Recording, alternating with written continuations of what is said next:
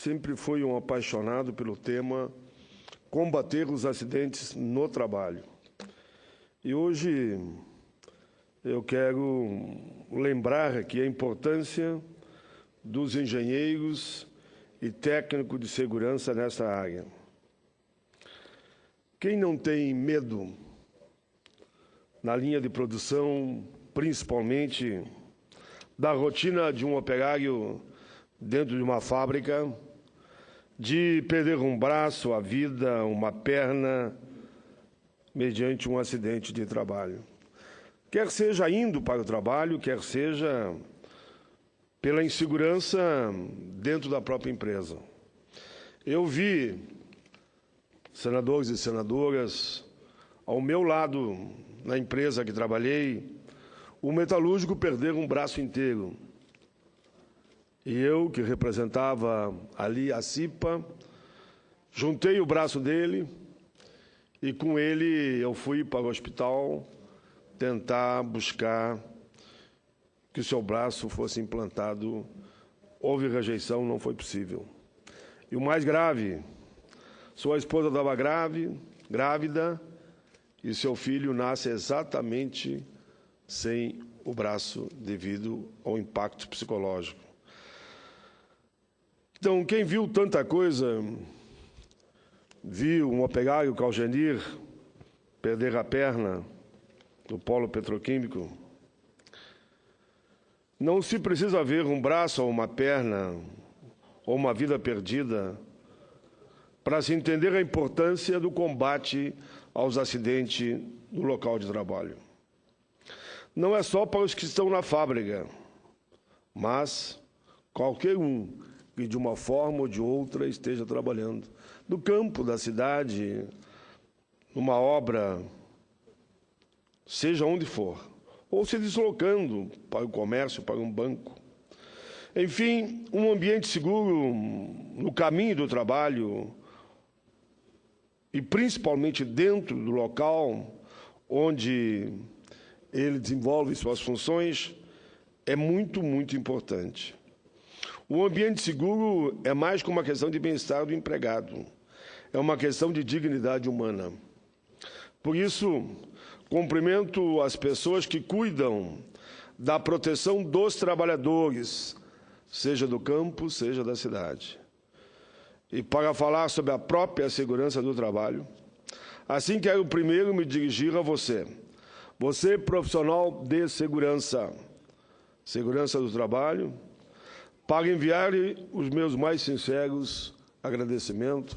Muito obrigado, porque eu sei que você salvou vidas e vidas e não permitiu que muitos ficassem sequelados. Suas ações salvam vidas e, graças a vocês, inúmeras pessoas não irão conhecer a dor de uma amputação ou de a perda de alguém muito querido. Por isso, aceite o nosso muito obrigado. Deste já de cabelos brancos, metalúrgico no passado e no parlamento há 30 anos. Mas saiba que eu nunca esqueci os valores de onde vim. E por isso, nessa ainda quinta-feira, quando aqui no plenário tirei uma foto de capacete vestido de macacão, e alguém me perguntou, mas para que isso, pai?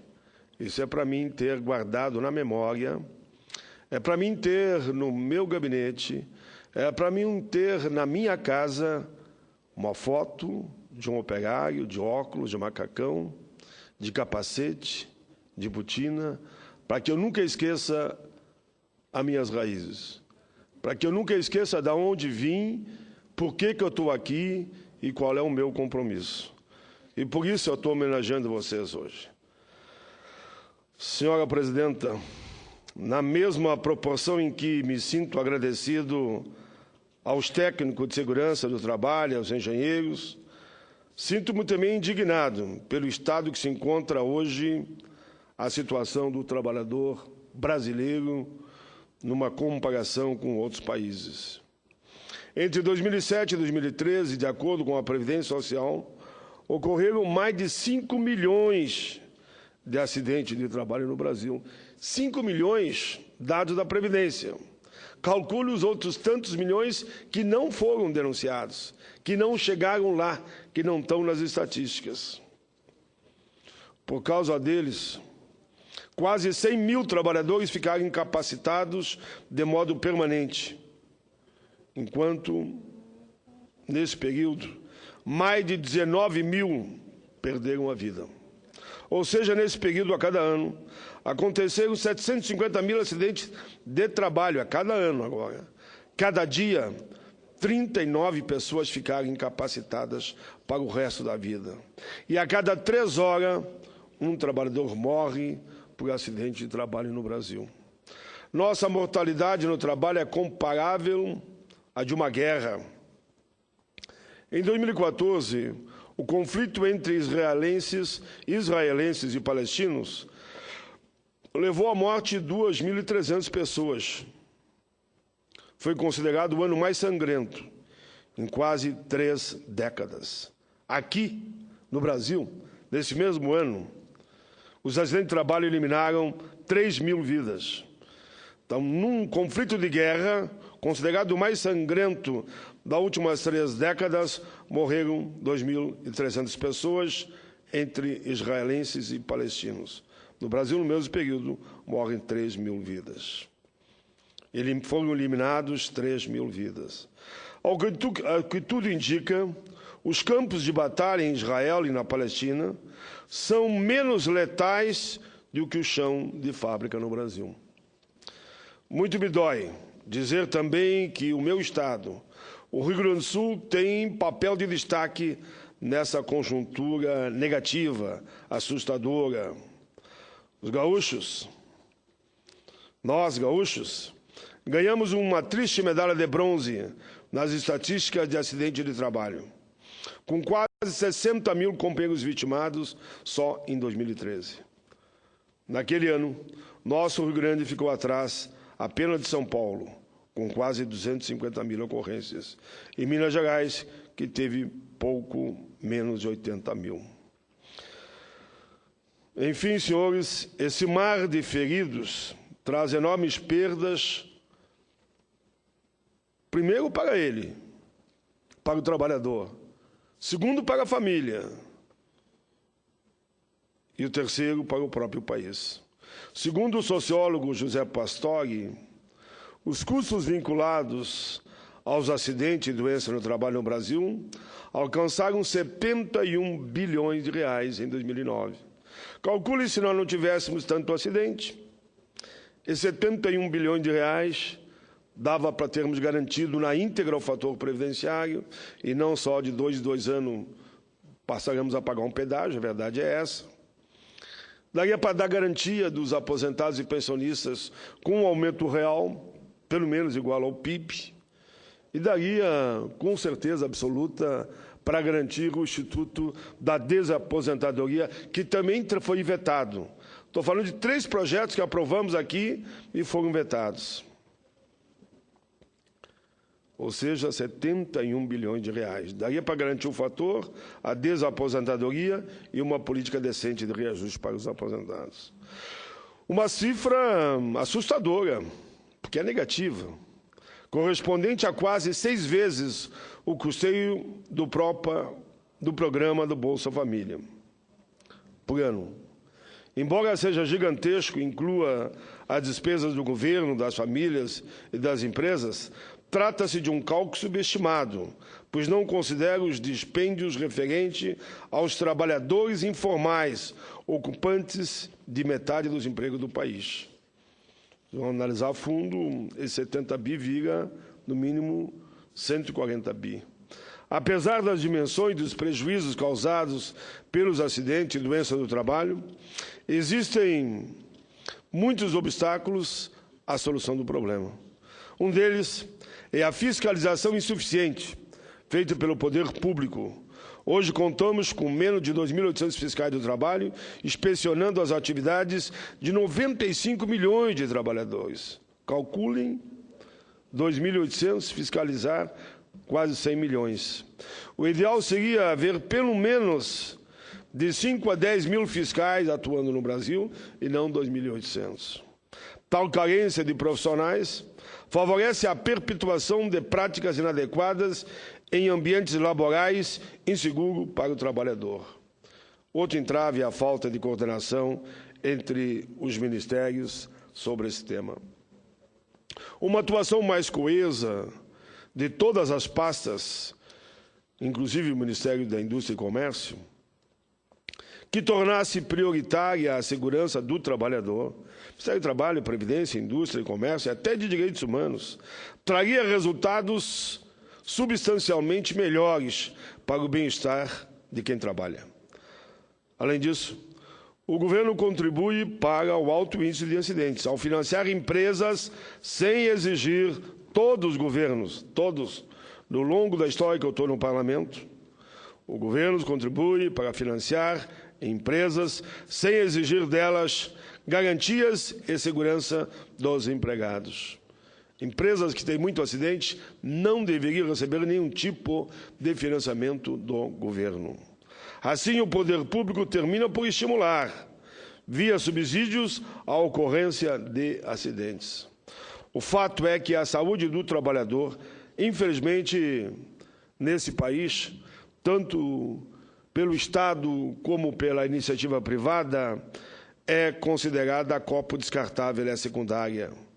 Diante da busca desenfreada daqueles que só querem lucro. Garantir um ambiente de trabalho mais seguro demanda custos maiores e muita gente se mostra pouco disposto a diminuir seus ganhos pensando na vida do trabalhador.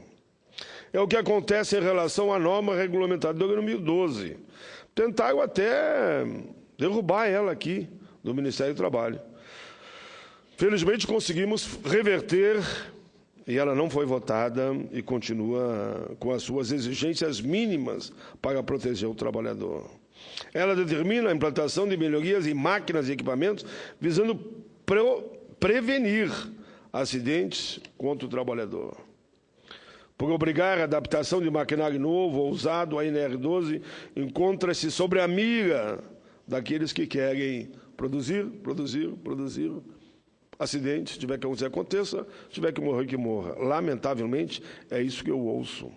Segundo a CNI, as adequações exigidas pela NR12 chegariam a 100 bilhões de reais, causando retração na economia do país. Aliás, a justificativa econômica está presente no projeto de decreto legislativo número 1408, que propõe a sustação dessa norma. Sustar NR12, segundo os profissionais, significa que os lucros do patrão não podem ser cortados, mas a mão do empregado pode ser cortada sim. A mão, o braço, a perna, essa pode ser cortada. Agora, o lucro não pode diminuir. Essa é uma inversão de valores absoluta, absurda, inaceitável, desumana, passando a todos que o que interessa é o mercado, é a negociata e não a vida das pessoas. Seguindo a linha de redução de custo, a terceirização de mão de obra é outra ameaça extra à segurança do trabalhador. É só ver. Peguem os maiores acidentes que vocês ouviram falar, eu digo nem só no Brasil, na história da humanidade. 90% deles são de empresa terceirizada. Olhem aqui agora mesmo o caso de Mariana. Vejam quem está envolvido ali, se não são empresas terceirizadas. Peguem os acidentes da Petrobras, quem estão envolvidos? Empresas terceirizadas. Peguem as ações na justiça por acidente no trabalho, 90% empresa terceirizada. Segundo o estudo do Diese, os terceirizados estão muito mais sujeitos a acidentes e morte no trabalho do que os empregados sob contratação direta. Isso se explica por um treinamento inadequado dos terceirizados. Não é que o trabalhador é o culpado, é a empresa que não dá condições de ele exercer a sua atividade laboral com qualidade, com segurança, com dignidade. Porque não quer investir em segurança. Novamente, a história se repete. A prioridade é o lucro e não as vidas. Apesar disso tudo, senhoras e senhores, há luz no fim do túnel. Ainda existe remédio para essa situação. O Ministério Público do Trabalho tem mostrado uma atuação louvável na busca de condições decentes de segurança para o trabalhador. São inúmeras ações ajuizadas e os termos de ajustamento de conduta propostos pelo MPT, com o objetivo de sanar danos causados por aqueles que negligenciam a segurança no ambiente laboral. Por sua vez, a Advocacia-Geral da União tem proposto ações contra aqueles empregadores que, por negligência ou descumprimento de normas, contribuíram para a ocorrência de acidentes. Nesses casos, ela cobra dos empregadores os gastos feitos pela Previdência com os trabalhadores acidentados. Muito bem, isso aqui mostra que há alguma luz surgindo aí. Perto de 730 milhões de reais em ressarcimentos já foram ajuizados pela AGU. A mais de 10 milhões de reais retornaram aos cofres públicos em 2010. É pouco, mas são pequenos passos. E, como diz o poeta, o caminho a gente faz caminhando. Lançar os custos da negligência na conta das empresas inflatoras é uma maneira de alterar a mentalidade daqueles que não se preocupam com os acidentes no trabalho. Precisamos garantir que a linha combativa do Ministério Público do Trabalho e da AGU se torne padrão para tornar o poder público sujeito no combate aos acidentes. Como já disse aqui, as pastas do Trabalho e Previdência e da Saúde têm que operar em harmonia, de modo a viabilizar um sistema de segurança no trabalho mais eficaz, apto a proteger aqueles que dão o suor dos seus corpos para a produção no Brasil. Acima de tudo, o lucro desmedido precisa deixar de ser a maior prioridade.